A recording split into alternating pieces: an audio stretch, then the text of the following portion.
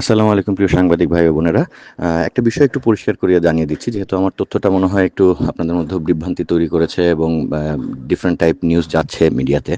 তো আভ্যন্তরীণ রুটের টাকা পয়সা ক্যারি করার ব্যাপারে কিন্তু কোনো বিধিনিষেধ নাই, যে সর্বোচ্চ সিলিং সেট করা নাই। তো সেক্ষেত্রে যে কোনো পরিমাণ অর্থই এখানে ক্যারি করতে পারে, এবং আভ্যন্তরীণ রুটে টাকা পয়সা ক্যারির ব্যাপারে কিন্তু কাস্টমসেরও কোনো সম্পৃক্ততা নাই। তারা শুধুমাত্র ইন্টারন্যাশনাল ফ্লাইটের সাথে কাস্টমসের কাজগুলো এনগেজ, এবং তারা ওখানে শুল্ক আরোপ করে। তো সেক্ষেত্রে যেহেতু একটা অ্যামাউন্টটা বড় ছিল, আমরা তারপর কাস্টমসের সাথে যোগাযোগ করি, যেহেতু তাদের এখানে কোনো ইনভলভমেন্ট নাই, সেহেতু তারা বলছে যে এখানে তাদের কোনো আপত্তি নাই। তো এখানে প্লিজ এটাকে মিস ইন্টারপ্রেট করেন না যে কাস্টমসের ক্লিয়ারেন্সের পরিপ্রেক্ষিতেই এটাকে ছেড়ে দেওয়া হয়েছে। বিষয়টা তেমন একেবারেই না।